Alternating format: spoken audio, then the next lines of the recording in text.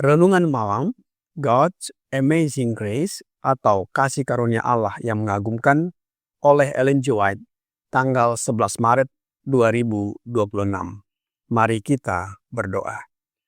Bapa kami yang di sorga, Allah pencipta langit dan bumi, laut beserta segala isinya. Satu-satunya Allah yang benar, yang kami sembah selalu melalui anak-Mu Yesus Kristus. Kami bersyukur dan berterima kasih oleh sebab penyertaan dan perlindungan Bapa sepanjang hari dalam seluruh aktivitas dan pekerjaan kami. Pada malam ini, kami akan mendengarkan firman-Mu. Mohon karuniakan Roh Yesus Kristus dalam hati kami, menuntun dan mengajari kami agar dapat mengerti dan menghidupkan setiap firman yang kami pelajari dan dengarkan. Besertalah dengan kami sepanjang malam ini, ya Bapa. Kami persembahkan doa ini di dalam nama Yesus, yang adalah Tuhan dan Juru Selamat kami. Amin. Renungan malam ini akan dibacakan oleh Bapak Amrel Siahaan. Kepada Bapak Amrel, kami persilahkan. Selamat malam saudara-saudariku dalam Tuhan. Judul renungan kita pada malam ini ialah Imam Besar yang Bersimpati. Ayat inti Mazmur 9 ayat 5. Engkau membela perkaraku dan hakku. Sebagai hakim yang adil, engkau duduk di atas tahta. Kita tidak dapat memahami kebesaran dan keagungan Allah, juga tidak mengingat jarak yang tidak terukur antara Sang Pencipta dan makhluk yang dibentuk oleh tangannya. Dia yang bersembunyi di sorga, memegang tongkat kerajaan alam semesta, tidak menghakimi menurut ukuran terbatas kita, dan tidak menilai menurut perhitungan kita. Kita keliru jika berpikir bahwa apa yang besar bagi kita pasti besar bagi Allah, dan apa yang kecil bagi kita pasti kecil baginya. Tidak ada dosa yang kecil di hadapan Allah. Dosa-dosa yang dianggap kecil oleh manusia mungkin justru dosa yang dianggap besar oleh Allah. Pemabuk dibenci dan diberitahu bahwa dosanya akan menutup jalan ke sorga, sementara kesombongan, keegoisan, dan ketamakan dibiarkan tanpa teguran. Namun dosa-dosa inilah yang sangat menyinggung Allah. Kita memerlukan ketajaman rohani agar dapat menilai dosa menurut ukuran Tuhan. Sekarang, sementara masa percobaan masih berlangsung, tidaklah pantas bagi seseorang untuk menjatuhkan hukuman atas orang lain dan menganggap dirinya sebagai teladan. Kristus adalah teladan kita. Tirulah Dia, jejakkan kakimu di langkahnya. Engkau mungkin mengaku percaya pada setiap kebenaran masa kini, tetapi jika engkau tidak memperhatikannya, semuanya tidak berguna. Kita tidak dipanggil untuk mengutuk orang lain. Itu bukan tugas kita. Kita harus saling mengasihi dan saling mendoakan. Ketika kita melihat seseorang menyimpang dari kebenaran, kita boleh menangisinya sebagaimana Kristus menangisi Yerusalem. Mari kita lihat apa yang dikatakan Bapa Surgawi dalam firman-Nya tentang orang yang bersalah. Saudara-saudara, kalaupun seseorang kedapatan melakukan satu pelanggaran, maka kamu yang rohani harus memimpin orang itu ke jalan yang benar dalam roh lemah lembut, sambil menjaga dirimu sendiri, supaya kamu juga jangan kena pencobaan. Galatia 6 ayat 1.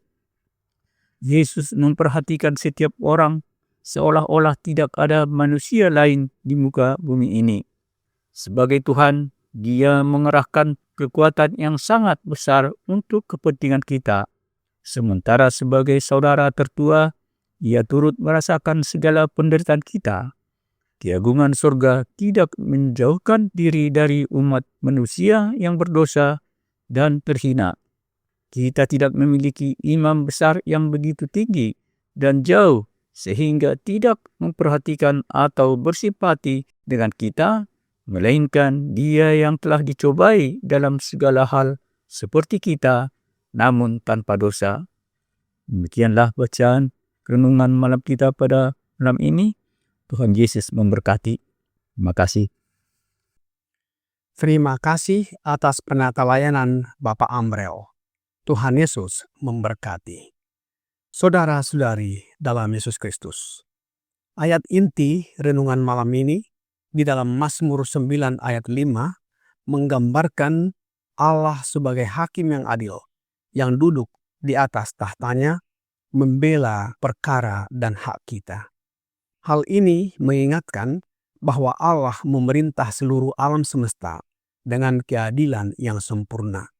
Namun, seringkali manusia menilai sesuatu berdasarkan ukuran yang terbatas. Apa yang kita anggap besar belum tentu besar di mata Allah, dan apa yang kita anggap kecil belum tentu kecil di hadapannya. Oleh karena itu, kita perlu belajar melihat segala sesuatu dari perspektif Allah melalui firman-Nya.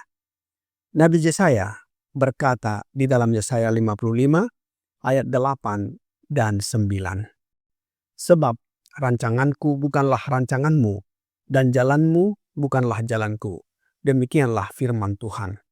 Seperti tingginya langit dari bumi, demikianlah tingginya jalanku dari jalanmu, dan rancanganku dari rancanganmu.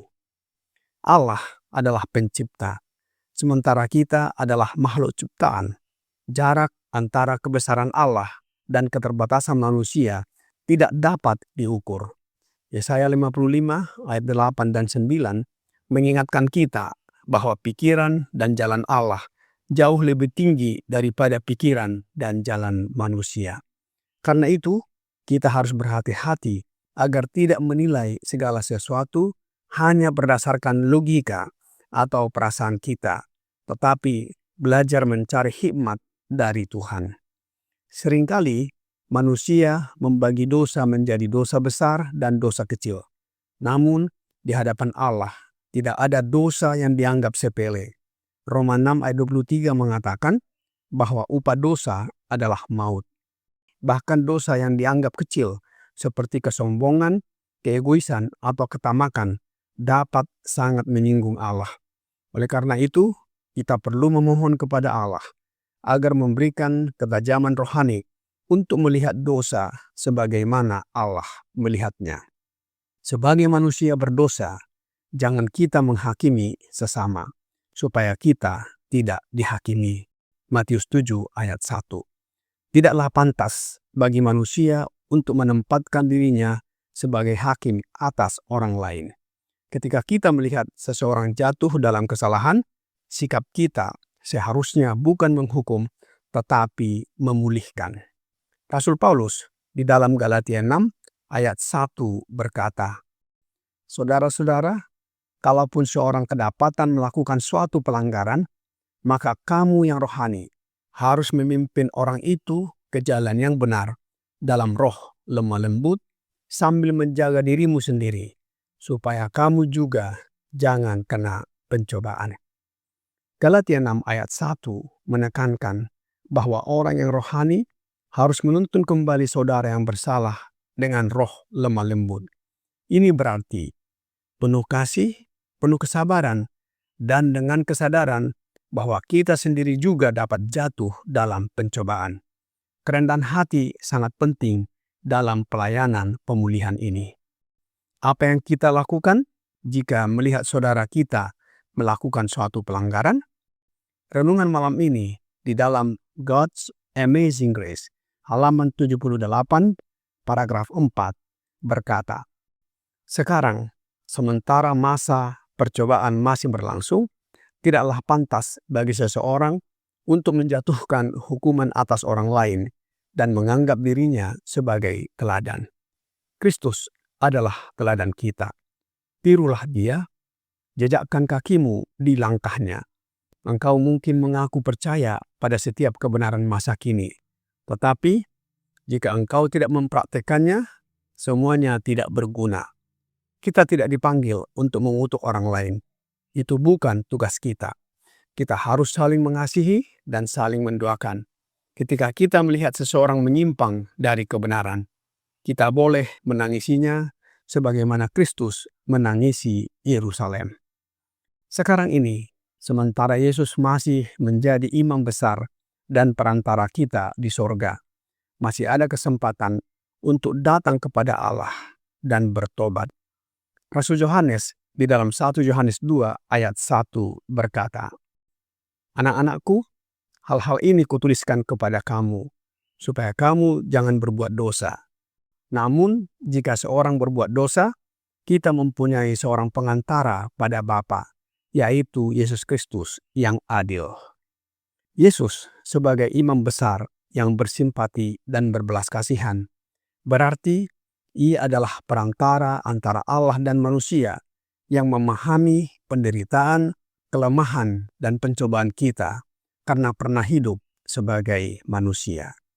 Karena Ia adalah imam besar yang bersimpati dan berbelas kasihan, kita dapat datang dengan penuh keberanian kepada tahta kasih karunia.